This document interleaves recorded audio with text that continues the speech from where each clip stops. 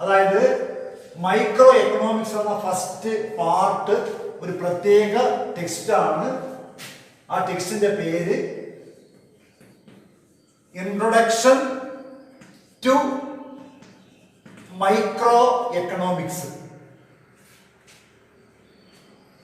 രണ്ടാമത്തെ introduction to macroeconomics. ഇതാണ് രണ്ട് പാർട്ട്, ഇൻട്രൊഡക്ഷൻ ടു മൈക്രോ എക്കണോമിക്സും ഇൻട്രൊഡക്ഷൻ ടു മാക്രോ എക്കണോമിക്സ്. അതായത് ഇൻട്രൊഡക്ഷൻ ടു മൈക്രോ എക്കണോമിക്സ് അഥവാ ഇൻട്രൊഡക്ടറി മൈക്രോ എക്കണോമിക്സ്, രണ്ടാമത്തത് ഇൻട്രൊഡക്ടറി മാക്രോ എക്കണോമിക്സ്. അതായത് സൂക്ഷ്മ സാമ്പത്തിക ശാസ്ത്ര ആവിഷ്കാരവും സ്ഥൂല സാമ്പത്തിക ശാസ്ത്ര ആവിഷ്കാരം എന്നാണ് രണ്ട് പാർട്ടിന്റെ പേര്. അപ്പൊ ഞാൻ ഒന്നുകൂടെ പറയുന്നു, നമ്മൾ പൊതുവായിട്ട് എക്കണോമിക്സ് എന്ന് പറഞ്ഞാലും രണ്ട് പാർട്ടുണ്ട്. ഒന്നാം പാർട്ട് മൈക്രോ എക്കണോമിക്സും രണ്ടാം പാർട്ട് മാക്രോ എക്കണോമിക്സും. മൈക്രോ എക്കണോമിക്സ് എന്ന് പറഞ്ഞാൽ സൂക്ഷ്മ സാമ്പത്തിക ശാസ്ത്രം, മാക്രോ എക്കണോമിക്സ് എന്ന് പറഞ്ഞാൽ സ്ഥൂല സാമ്പത്തിക ശാസ്ത്രം. അതിൽ പുസ്തകത്തിന്റെ പേര് ഇൻട്രൊഡക്ഷൻ ടു മാക്രോ എക്കണോമിക്സ് എന്നും രണ്ടാമത്തത് ഇൻട്രൊഡക്ഷൻ ടു മൈക്രോ എക്കണോമിക്സ്. ഇങ്ങനെ രണ്ട് പാർട്ടായിട്ട് തരംതിരിച്ചിട്ടുണ്ട്. ഇത് ഒന്നാമത്തെ പാർട്ടില് 6 അധ്യായങ്ങളും അതുപോലെ രണ്ടാമത്തെ പാർട്ടില് 6 അധ്യായവും, അങ്ങനെ 12 അധ്യായങ്ങളാണ് നമുക്ക് പ്ലസ് 2 പഠിക്കേണ്ടത്. ഈ 12 അധ്യായത്തിൽ നിന്നും പ്രോജക്റ്റ്, അസൈൻമെന്റ്, സെമിനാർ പോലുള്ള ചോദ്യങ്ങൾ ഉണ്ടാവും. അത് നമ്മുടെ ക്വസ്റ്റ്യൻ ആൻസർ നോക്കി നമുക്ക് എഴുതി പഠിക്കുകയൊക്കെ ചെയ്യും. അങ്ങനെ വരുമ്പോഴത്തേക്ക് ഫസ്റ്റ് ടേമിന് 2 അധ്യായങ്ങൾ വീതം 4 അധ്യായമാണ് നമുക്ക് പഠിക്കുന്നത്. അതില് ഇൻട്രൊഡക്ഷൻ കഴിഞ്ഞ ദിവസം മറ്റേ സാറ് പറഞ്ഞാണ്, എങ്കിലും രണ്ടിനും പൊതുവായിട്ട് വരുന്ന ഇൻട്രൊഡക്ഷനിലേക്ക് ഞാൻ ആദ്യം കിടക്കുകയാണ്. ഈ നോട്ട് ഞാൻ പറയുന്ന കാര്യങ്ങൾ കൊച്ചുങ്ങൾ ശ്രദ്ധിച്ചിട്ട് ഇത് ഓൺലൈനിൽ കിട്ടുമ്പോഴത്തേക്ക് നോട്ട്ബുക്ക് എടുത്ത് വെച്ചിട്ട് മലയാളക്കാർ മലയാളത്തിലും ഇംഗ്ലീഷുകാർ ഇംഗ്ലീഷിലും എഴുതിയെടുക്കണം. നോട്ട് ഇതിൻ്റെ പിന്നാലെ അയച്ചു തരും. ഇപ്പോൾ നിങ്ങൾ ചെയ്യേണ്ട കാര്യം എന്ന് പറയുന്നത് എങ്ങനെയാണ്, ഞാൻ സ്പീഡ് കുറച്ച് പറയുന്നു. പേപ്പറും പെൻസിലും കൊണ്ട് ആദ്യം നോട്ട് തയ്യാറാക്കിയിട്ട് അത് ഏകദേശം കറക്റ്റ് ആകുമ്പോഴത്തേക്ക് നോട്ട്ബുക്കിലേക്ക് പകർത്തുക. അപ്പോൾ നമുക്ക് തുടങ്ങാം. ഞാൻ എടുക്കുന്നത് രണ്ടാമത്തെ പാർട്ടാണ് മാക്രോ എക്കണോമിക്സ് അഥവാ സ്ഥൂല സാമ്പത്തിക ശാസ്ത്രം. അതില് രണ്ടും വരുന്ന ഇൻട്രൊഡക്ഷൻ ഞാൻ പറയുന്നു. ആദ്യം ഞാൻ പറയുന്നത് എക്കണോമിക്സ് അഥവാ സാമ്പത്തിക ശാസ്ത്രം എന്നാൽ എന്ത്, അതിന്റെ ഇൻട്രൊഡക്ഷൻ എങ്ങനെയെന്ന് നമുക്ക് നോക്കാം. അതായത് economics is A social science which deals with human wants and their satisfaction. English പഠിക്കുന്ന കൊച്ചുങ്ങൾ ശ്രദ്ധിക്കുക. നോട്ട് തയ്യാറാക്കുമ്പോഴത്തേക്ക് പാർട്ട് 2 സ്ഥൂല സാമ്പത്തിക ശാസ്ത്രം എന്ന് എഴുതണം, അല്ലെങ്കിൽ പാർട്ട് 2 മാക്രോ എക്കണോമിക്സ് എഴുതണം. എഴുതിയിട്ട് ഇൻട്രൊഡക്ഷൻ അഥവാ ആമുഖം അഥവാ ആവിഷ്കാരം ഹെഡിങ് കൊടുത്തിട്ട് എക്കണോമിക്സ് എന്താണ് എന്ന് ഹെഡിങ് കൊടുക്കുക. മലയാളക്കാര് സാമ്പത്തിക ശാസ്ത്രം എന്ന് എഴുതിയിട്ട് ബ്രാക്കറ്റിൽ എക്കണോമിക്സ് എന്ന് എഴുതണം. എന്നിട്ട് ഇംഗ്ലീഷുകാർ എഴുതേണ്ടുന്നത് economics is a social science which deals with the human wants and their satisfaction എന്നാണ് എഴുതുന്നത്. Economics is a social science which deals with the human wants and their satisfaction. English പഠിക്കുമ്പോൾ മലയാളത്തിലെ കുഞ്ഞുങ്ങൾ പഠിക്കുന്നത് എഴുതുന്നതും മനുഷ്യന് ആവശ്യമായിട്ടുള്ളതും അവന് സമ്പത്ത് നേടിക്കൊടുക്കുന്നതും ധനത്തെക്കുറിച്ച് പ്രതിപാദിക്കുന്നതുമായ ശാസ്ത്രത്തെ പറയുന്ന പേരാണ് സാമ്പത്തിക ശാസ്ത്രം. ഒന്നുകൂടെ പറയുന്നു, മനുഷ്യന് ആവശ്യമായിട്ടുള്ളതും അവന് സംതൃപ്തി നേടിക്കൊടുക്കുന്നതും ധനത്തെക്കുറിച്ച് പ്രതിപാദിക്കുന്നതുമായ അല്ലെങ്കിൽ പഠിക്കുന്നതുമായ ശാസ്ത്രത്തെ സാമ്പത്തിക ശാസ്ത്രം അഥവാ എക്കണോമിക്സ് എന്ന് പറയുന്നു. Economics is a social science which deals with human wants and their satisfaction. Human wants. Want, W-A-N-D, want, avashyam. The need, atyavashyam. Necessities, അതിന് ഏറെ ആവശ്യം. ഇങ്ങനെ ഓരോ വാക്കുകളും ആവശ്യത്തിന് വേണ്ടി നമ്മൾ ഉപയോഗിക്കുന്നതാണ്. അത് ഓരോ സാഹചര്യം അനുസരിച്ച് ആ വാക്കുകളുമാണ്. ഒരു പേന വേണം, ഐ വാണ്ട് എ പെൻ. ഒരു പേന നമുക്ക് അങ്ങനെ ഉപയോഗിക്കുന്ന വാക്കുമാണ്. Human wants and their satisfaction. അപ്പൊ വാണ്ട് എന്ന വാക്ക് നമ്മൾ സാധാരണയായിട്ട് എപ്പോഴും ഉപയോഗിക്കുന്ന ആവശ്യം ആവശ്യം ആവശ്യം. ഇനി എക്കണോമിയെ സംബന്ധിച്ച് ആവശ്യം എന്ന് പറയുന്നതിന് ഒരു നിർവചനം കൊടുത്തിട്ടുണ്ട്. Want is an experience's lack of satisfaction which leads to action designed to any satisfaction എന്നാണ്. അപ്പൊ wants is an experience's lack of satisfaction which leads to action designed to any satisfaction. അതായത് സംതൃപ്തി നേടിയെടുക്കാൻ ഉദ്ദേശിച്ചുകൊണ്ട് നമ്മളൊരു പ്രവൃത്തി ചെയ്യുമ്പോൾ സംതൃപ്തി കിട്ടാത്ത അവസ്ഥയെ പറയുന്ന പേരാണ് ആവശ്യം. അപ്പൊ സംതൃപ്തി കിട്ടാൻ ഉദ്ദേശിച്ചുകൊണ്ട് ഒരു പ്രവൃത്തി ചെയ്യുമ്പോൾ സംതൃപ്തി ലഭിക്കാത്ത അവസ്ഥയാണ് വാണ്ട് അഥവാ ആവശ്യം. നിങ്ങൾക്ക് അറിയാൻ പറ്റും, നമ്മളൊരു പ്രവൃത്തി ചെയ്യുമ്പോൾ നമുക്കതിന് സംതൃപ്തി കിട്ടണം. വീട്ടിൽ തന്നെ നമ്മൾ ജോലിയൊക്കെ ചെയ്യുന്നു. നമ്മൾ ചെയ്യുന്ന എല്ലാ ജോലിയും വീട്ടുകാർക്ക് കുറ്റമായി തോന്നിയാൽ നമുക്ക് ഒരു സംതൃപ്തി കിട്ടില്ല. നമ്മൾ ചെയ്യുന്ന ജോലി മോശമാണെങ്കിൽ പോലും വീട്ടുകാർ നമ്മൾ ചെയ്ത ജോലി കൊള്ളാം, ഇങ്ങനെ വേണമെന്ന് പറയുമ്പോൾ ഉണ്ടാകുന്ന സംതൃപ്തി, അതാണ് നമ്മൾ ആവശ്യപ്പെടുന്നത്, നമ്മൾ ആഗ്രഹിക്കുന്നത്. മനസ്സിലായല്ലേ? Want is an experience with lack of satisfaction which leads to action designed to any satisfaction എന്ന് മനസ്സിലാക്കി വയ്ക്കുക. അപ്പോൾ പിന്നെ പഠിക്കാം. Economics is a social science which deals with human wants and their satisfaction. മനുഷ്യന് ആവശ്യമായിട്ടുള്ളതും അവരുടെ സംതൃപ്തി നേടിക്കൊടുക്കുന്നതും ധനത്തെക്കുറിച്ച് പഠിക്കുന്നതുമായ ശാസ്ത്രത്തെ ധനശാസ്ത്രം എന്ന് പറയുന്നു. ഇനി നമുക്ക് എക്കണോമിക്സ് നമ്മൾ എങ്ങനെ ഉണ്ടായി എന്നതിലേക്ക് നമ്മൾ കിടക്കുകയാണ്.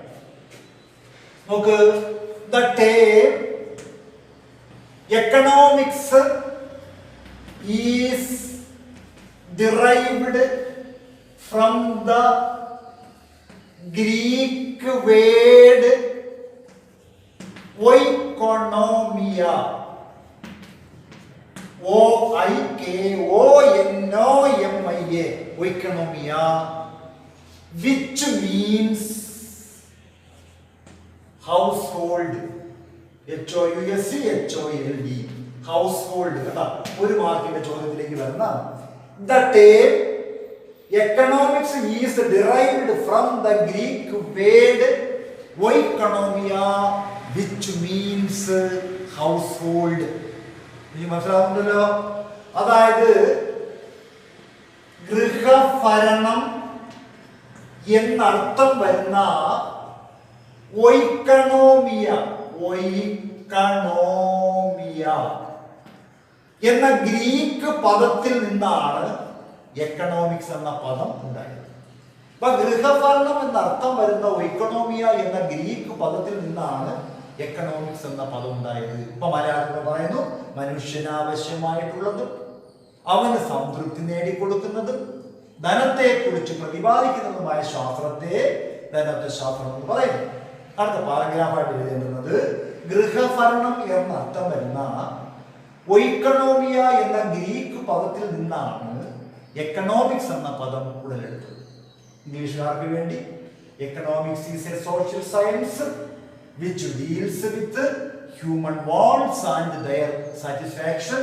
The term economics is derived from the Greek word oikonomia, which means household. ഇനി അടുത്ത ഭാഗം എന്ന് പറയുന്നത്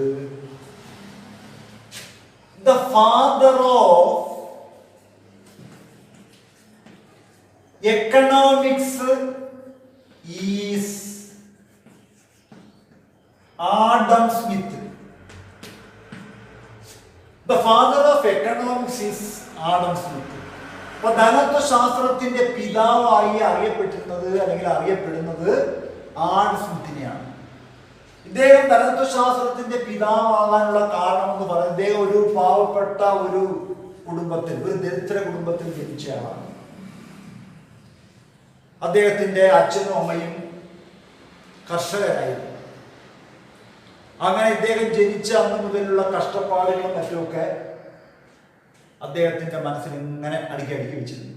അച്ഛനും അമ്മയും പാടത്ത് പണിയെടുക്കാൻ പോകുമ്പോഴത്തേക്ക് ഇദ്ദേഹവും പാടത്ത് പോകുമായിരുന്നു, അവർ സഹായിക്കുമായിരുന്നു. അങ്ങനെ ലോകത്ത് എങ്ങനെ സമ്പത്ത് ഉണ്ടാകുമെന്ന് അദ്ദേഹം പലപ്പോഴും ആലോചിച്ച്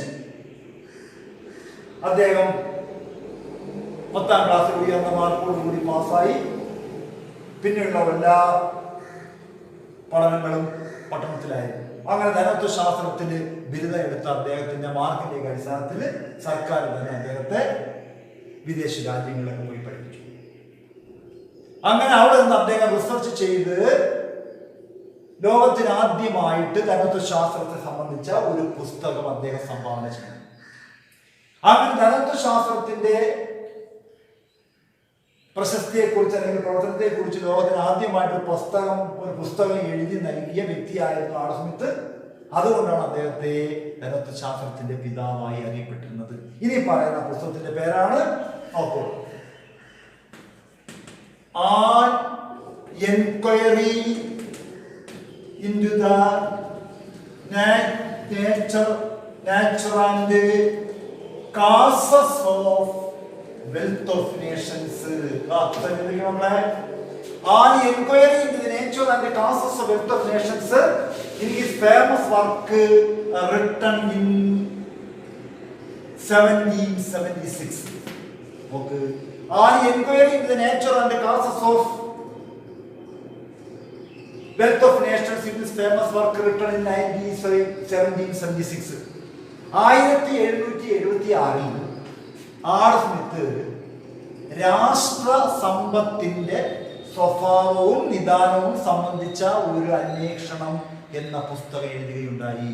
പുസ്തകത്തിന്റെ പേര് എന്നൊക്കെ പറയുന്നു an enquiry into the nature and causes of wealth of nations. രാഷ്ട്ര സമ്പത്തിന്റെ സ്വഭാവവും നിദാനവും സംബന്ധിച്ച ഒരു അന്വേഷണം എന്നാണ് അദ്ദേഹം എഴുതിയ പുസ്തകത്തിന്റെ പേര്. ആ പുസ്തകം നമ്മൾ എടുത്ത് നോക്കിയാൽ the subject matter of economics can be divided into 4. സാമ്പത്തിക ശാസ്ത്രത്തിന്റെ പ്രവർത്തനങ്ങളെ ഉൾപ്പെടുത്തിക്കൊണ്ട് ഒരു രാജ്യത്ത് സമ്പത്ത് ഉണ്ടാകണമെങ്കിൽ ആ രാജ്യത്ത് 4 കാര്യങ്ങൾ വേണമെന്ന് അദ്ദേഹം പറഞ്ഞു. ദാറ്റ് ഈസ് ഒന്നാമത്തത് പ്രൊഡക്ഷൻ, രണ്ടാമത്തത് കൺസംഷൻ, മൂന്നാമത്തത് എക്സ്ചേഞ്ച്, നാലാമത്തത് ഡിസ്ട്രിബ്യൂഷൻ. അപ്പൊ production, consumption, exchange and distribution are the 4 important concept of A country. ഇപ്പൊ രാജ്യത്തിന്റെ സങ്കല്പങ്ങൾ എന്ന് പറയുന്നത് ആ രാജ്യത്ത് 4 പ്രവർത്തനങ്ങളാണ്. ഒന്നാമത് പ്രൊഡക്ഷൻ അഥവാ ഉൽപാദനം, 2 കൺസംഷൻ അഥവാ ഉപഭോഗം, മൂന്നാമത് കൈമാറ്റം അഥവാ എക്സ്ചേഞ്ച്, ലാസ്റ്റ് ഡിസ്ട്രിബ്യൂഷൻ അഥവാ വിതരണം. ഈ 4 കാര്യങ്ങൾ ഉണ്ടെങ്കിൽ മാത്രമേ ഒരു രാജ്യത്തിന് ഉയർന്നു വരാൻ കഴിയൂ എന്ന് അദ്ദേഹം തന്റെ വെൽത്ത് ഓഫ് നേഷൻ എന്ന പുസ്തകത്തിൽ വിവരിക്കുകയുണ്ടായി. ഈ 4 ഡെഫിനിഷൻ നമ്മൾ 4 അധ്യായങ്ങളായിട്ട് പഠിക്കും. അത് ഇതിൽ ഏതെങ്കിലും ഒരെണ്ണം നമ്മളെ പബ്ലിക് പരീക്ഷയ്ക്ക് പ്രതീക്ഷിക്കും. Production, consumption, exchange, distribution. നമ്മൾ ഓരോ ചാപ്റ്റർ പഠിക്കുമ്പോഴും ഞാൻ പഠിപ്പിക്കുന്ന ഭാഗത്ത് ആദ്യം പഠിക്കേണ്ടത് പ്രൊഡക്ഷനെ കുറിച്ചിട്ടാണ്. അപ്പം ഇന്ന് പഠിപ്പിച്ച കാര്യം ഒന്നുകൂടെ പറഞ്ഞിട്ട് നമുക്ക് അടുത്ത ഭാഗത്തേക്ക് കടക്കുന്നു. അപ്പൊ ഞാൻ ഒന്നുകൂടെ പറയുന്ന പോലെ ആദ്യം പോലെ ശ്രദ്ധിക്കുക. നമ്മളെ എക്കണോമിക്സ് ആണ്. 2 പാർട്ടുണ്ട്. Part 1 microeconomics, part 2 macroeconomics. അതിലെ ഇൻട്രൊഡക്ഷനാണ് ഞാൻ പറഞ്ഞു വരുന്നത്. Economics is a social science which deals with the human wants and their satisfaction. The term economics is derived from the Greek word oikonomia, which means household. The father of economics is Adam Smith. On inquiry into the nature and the causes of wealth of nations in his famous work written in 1776. മലയാളക്കാർക്ക് വേണ്ടി പറയുന്നു, സാമ്പത്തിക ശാസ്ത്രം മനുഷ്യന് ആവശ്യമായിട്ടുള്ളതും അവന് സംതൃപ്തി നേടിക്കൊടുക്കുന്നതും ധനത്തെക്കുറിച്ച് പ്രതിപാദിക്കുന്നതുമായ ശാസ്ത്രത്തെ ധനത്വശാസ്ത്രം എന്ന് പറയുന്നു. ഗൃഹഭരണം എന്നർത്ഥം വരുന്ന ഒയിക്കണോമിയ എന്ന ഗ്രീക്ക് പദത്തിൽ നിന്നാണ് എക്കണോമിക്സ് എന്ന പദം ഉണ്ടായത്. ധനത്വശാസ്ത്രത്തിന്റെ പിതാവാണ് ആഡംസ്മിത്ത്. അദ്ദേഹം 1776 രാഷ്ട്രസമ്പത്തിന്റെ സ്വഭാവവും നിദാനവും സംബന്ധിച്ച ഒരു അന്വേഷണം എന്ന പുസ്തകം എഴുതിയുണ്ടായി. ഈ പുസ്തകത്തിൽ ഒരു രാജ്യത്ത് സമ്പത്ത് ഉണ്ടാകണമെങ്കിൽ ആ രാജ്യത്ത് 4 കാര്യങ്ങൾ എപ്പോഴും ഉണ്ടായിരിക്കണം. 1 പ്രൊഡക്ഷൻ ഉൽപാദനം, 2 കൺസംഷൻ ഉപഭോഗം, 3 എക്സ്ചേഞ്ച് കൈമാറ്റം, 4 ഡിസ്ട്രിബ്യൂഷൻ അഥവാ വിതരണം. മനസ്സിലായല്ലോ കുഞ്ഞുങ്ങളെ? ഇത് വെച്ചുകൊണ്ട് അപ്പം പേപ്പറിൽ എഴുതി പഠിക്കും, നോട്ട് പിന്നെ നോക്കി. ഇനി നമുക്ക് എൻ്റെ ബാക്കി ഭാഗത്തേക്ക് നമുക്ക് കിടക്കാം. ശ്രദ്ധിക്കാം. മനസ്സിലാവുന്നെങ്കിൽ പിന്നെ നമുക്ക് കുറച്ചുകൂടി വിവരിക്കാം. ഇനി അടുത്ത നമുക്ക് ഇതിനകത്ത് പഠിക്കേണ്ടുന്നത് നേരത്തെ ഞാൻ പറഞ്ഞതുപോലെ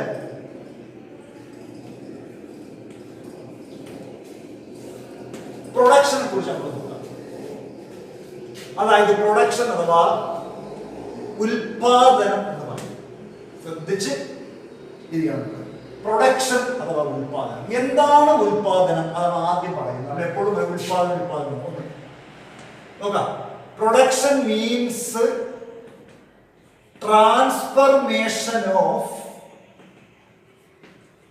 inputs into output. Production means the transformation of inputs into output. The inputs എന്ന് പറഞ്ഞാൽ raw materials എന്നാണ്. Output എന്ന് പറഞ്ഞാൽ product എന്നാണ്. Raw materials അഥവാ factors of production. നമ്മുടെ എക്കണോമിക്സിൽ factors of production വേറെ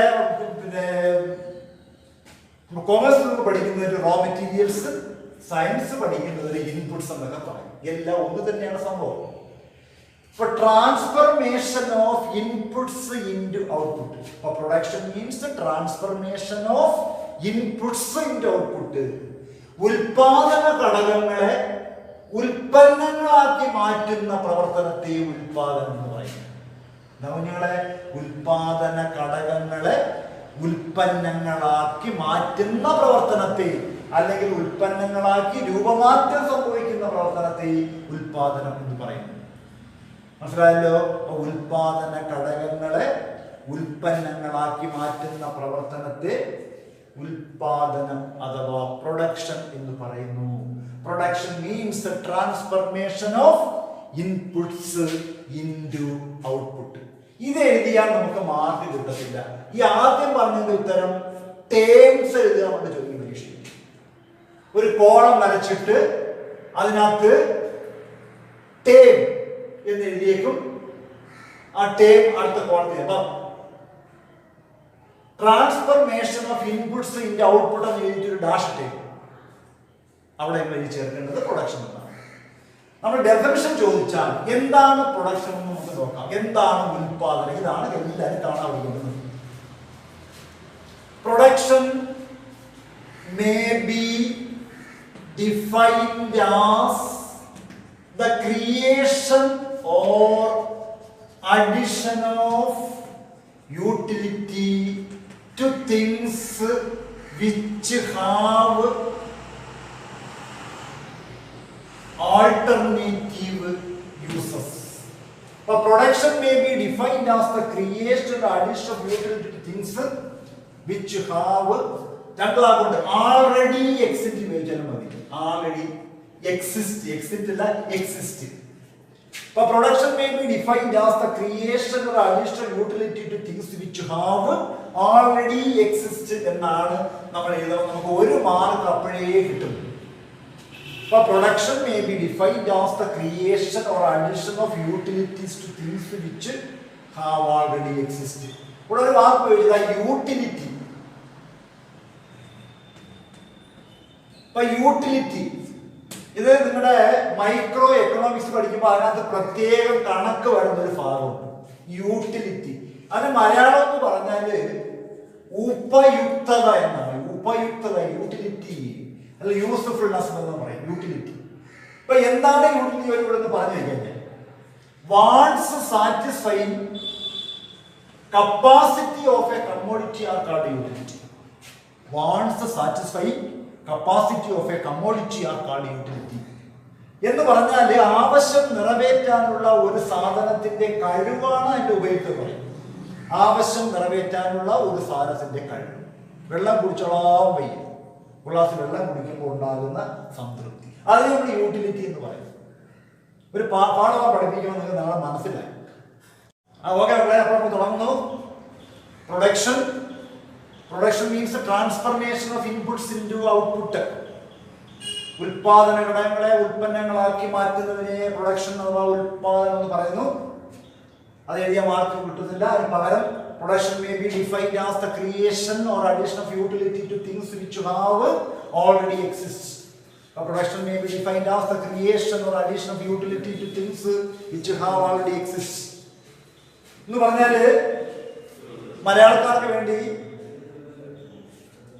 നിലവിലുള്ള ഒരു സാധനത്തിന് ഉപയുക്തത വർദ്ധിപ്പിക്കുകയോ സൃഷ്ടിക്കുകയോ ചെയ്യുന്ന പ്രവർത്തനത്തെ ഉൽപാദനം എന്ന് പറയുന്നു. മലയാളക്കാർക്ക് വേണ്ടി പറയുന്നു നിലവിലുള്ള ഒരു വസ്തുവിന് ഉപയുക്തത വർദ്ധിപ്പിക്കുകയോ സൃഷ്ടിക്കുകയോ ചെയ്യുന്ന പ്രവർത്തനമാണ് ഉൽപാദനം. അങ്ങനെ തന്നെ എഴുതണം. നിലവിലുള്ള ഒരു വസ്തുവിന് ഉപയുക്തത വർദ്ധിപ്പിക്കുകയോ സൃഷ്ടിക്കുകയോ ചെയ്യുന്ന പ്രവർത്തനത്തെ ഉൽപാദനം അഥവാ പ്രൊഡക്ഷൻ എന്ന് പറയുന്നു.